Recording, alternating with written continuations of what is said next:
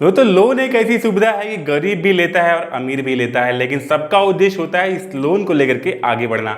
जब भी कभी पैसों की जरूरत हमको पड़ती है तो हम बैंक के पास जाते हैं, लोन लेते हैं और किस्तों में इसका भुगतान करते हैं। लेकिन दुर्भाग्यवश कभी कभी लोन लेने वाले शख्स की मृत्यु हो जाती है और लोन का काफ़ी पैसा बाकी रह जाता है। कभी आपने सोचा है कि इस परिस्थिति में बैंक का बकाया पैसा कौन चुकाता है? क्या उत्तराधिकारी को बाकी का लोन चुकाना पड़ता है या फिर इसके कुछ और नियम हैं? तो आइए जान लेते हैं इसके क्या रूल्स होते हैं। दोस्तों, कुछ रिपोर्ट के अनुसार मृत्यु के बाद लोन का भुगतान को लेकर के हर लोन के लिए अलग अलग नियम बनाए गए। यह नियम होम लोन के लिए अलग होते हैं, पर्सनल लोन के लिए अलग होते हैं और इसके साथ साथ बाइक जो लोन हम लेते हैं मतलब व्हीकल लोन, उसके लिए अलग नियम होते हैं। तो इन सब के नियम के हिसाब से अलग अलग होता है कि मृत्यु के बाद भुगतान कौन करता है। तो ये जानते हैं इसके नियम के बारे में। दोस्तों, जहां तक हम बात करें होम लोन की, तो दरअसल होम लोन में जब भी होम लोन लिया जाता है तो लोन के एवज में घर के कागज गिरवी रखे जाते हैं, यानी घर गिरवी रखा जाता है जब तक लोन की किस्त ना पूरी हो जाए। इस स्थिति में जब भी उधार लेने वाले शख्स की मृत्यु हो जाती है तो फिर व्यक्ति के उत्तराधिकारी पर लोन जमा करने की जिम्मेदारी होती है।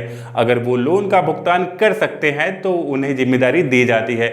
इसके अलावा उन्हें ऑप्शन दिया जाता है कि वो संपत्ति बेचकर लोन का भुगतान करें। अगर ऐसे भी नहीं होता तो बैंक लोन के एवज में रखी गई संपत्ति को नीलाम कर देता है और इससे लोन की बकाया राशि वसूल लेता है। दोस्तों, इसके अलावा कई बैंक एक नया ऑप्शन काम में लेने लगे हैं अभी। दरअसल बैंक की ओर से लोन लेते वक्त एक इंश्योरेंस करवा दिया जाता है और व्यक्ति की मृत्यु को हो जाती है तो बैंक उस इंश्योरेंस के पैसे को वसूल लेती है और अपने उस जो गैप है उसको भरपाई करती है। इसलिए जब भी आप लोन लेते हैं तो एक अहम बात, आप बैंक से इस इंश्योरेंस के बारे में पूछ सकते हैं। दोस्तों, आइए बात कर लेते हैं पर्सनल लोन के। इसके भी क्या नियम होते हैं। तो पर्सनल लोन सिक्योर्ड लोन नहीं होते। ऐसे में पर्सनल लोन और क्रेडिट कार्ड लोन की स्थिति में मृत्यु हो जाने के बाद बैंक किसी दूसरे व्यक्ति से पैसे नहीं वसूल सकते।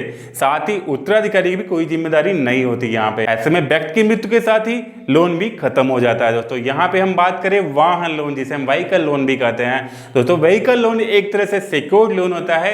इस स्थिति में अगर व्यक्ति की मृत्यु हो जाती है तो बैंक घर वालों को लोन का भुगतान नहीं करना पड़ता है। अगर वो लोन का भुगतान नहीं करता है तो बैंक व्हीकल को बेचकर लोन का पैसा वसूल लेती है। दोस्तों, ये रहे कुछ छोटे छोटे नियम पर आपके लिए यूजफुल। दोस्तों, अक्सर क्या होता है कि हर परिवार में कोई न कोई लोन कभी कभी लोन, कोई कंपनी के लिए लोन लेता है, कोई पर्सनल, कोई होम लोन।